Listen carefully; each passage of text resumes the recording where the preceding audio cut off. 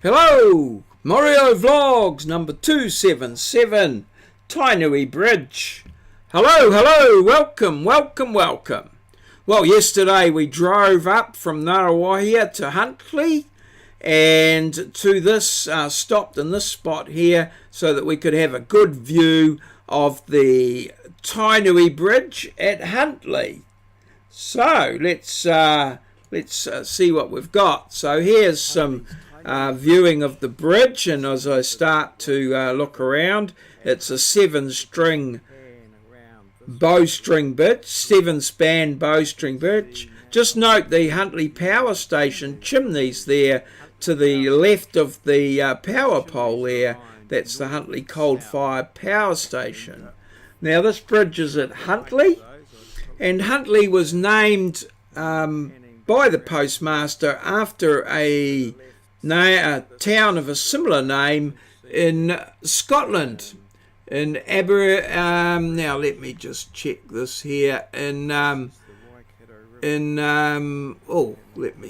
think here. I'll get it, don't worry, I'm on to it. And it was after, in Aberdeenshire in Scotland, Huntly was named after a town there, and the name adjusted and stuck. Now here's the Tainui Bridge. As I said, it's a seven-span bowstring bridge, built in 1959. You can see just there the rail bridge there. That was the original bridge, a road and rail bridge, and then it was just became a road bridge and a walkway bridge. And when this bridge here was built for the cars. The bridge here was further strengthened in 2005 to bring two turbines across for an upgrade of the Huntly Power Station. Previously, the existing turbines in the power station had been brought across a temporary bridge which had been built at Rangariri and then subsequently demolished when the power station was completed. Now another aspect of the view here, particularly on the eastern side of the river, is a couple of quarries. Now quarrying has been going on there for a considerable amount of time, and I understand that the Kupa seam, which is one of the top seams of coal in Huntly and top in position, actually outcropped in this area, and local Maori were using the coal from the outcrop in the early days. Subsequent to that, the clay was used at the Huntly brickworks to make a fairly well-renowned Huntly brick. Certainly my parents held it in quite high regard, and it had a high status, but these days not so much. It's also quite a good refractory brick for lining boilers and furnaces and that type of thing. So that was made from one of the quarries there. However, this other quarry that you can see here, you can see the blue metal at the bottom, or the blue rock at the bottom, and that's used crushed up for roading metal. And the brown weathered rock above it is used quite often as a sub-base or for filling in foundations and things like that. Particularly in this area here, being so close to the river and being quite flat, is quite prone to flooding. So I have done a number of surveys in this area, setting out flood levels or the floor levels for houses so that they are above the flood plain in this area. This whole grassed area, I can recall that it has been underwater in various big flooding events. So there you can see the power station chimneys above my head as I have a second go at panning through the bridge here. And then we're going to perhaps start another look across at the bridge. So as I said, this is the Tainui Bridge.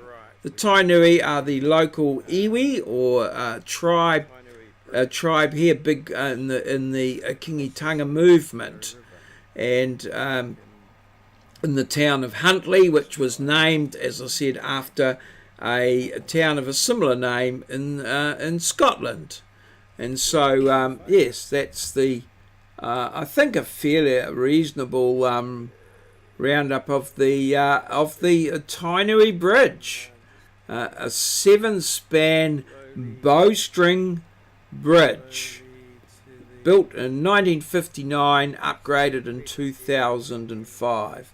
I think that picnic table we just saw there, I believe that's been underwater at different times. So yes, so let's move on from there, the Tainui Bridge in Huntly, and have a look at today's background. And in today's background we have a castle. Now I wonder what the name of that castle is and where it is located, and what relationship that has to the Tainui Bridge in Huntly.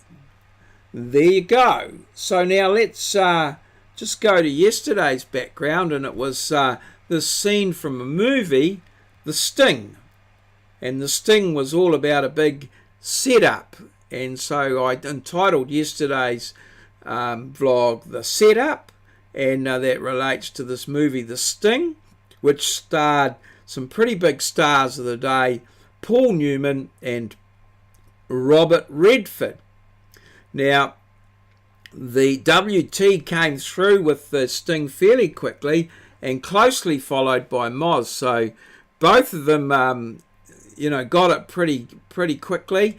They are, I gather that these sort of films fall into the era that they are familiar with, and probably an era that I am familiar with well. That's why I choose them and know a little bit about them. But I can remember going to the cinema and watching this movie, and yes, it has a great twist at the end. So probably well worth a watch, although I'm not sure, it may well have dated over time for the for the more recent movie buffs and what they're used to. So let's just go and have a quick look back at today's background, and what is the name of this castle and where is it? And leave it there. And thanks to everybody that's liked and subscribed the videos, dropped in and dropped off a like, and had a look and made some comments. It's I've been doing this vlog now for 277 days, and these last maybe 30 days where I've upped the subscriptions and people are starting to be active on each one of the things, I've really enjoyed it, and I do my best to answer the comments and things like that, and it's great, and long may it continue. So I appreciate what you do, and I look forward to more of it. All good. Cheers. See you.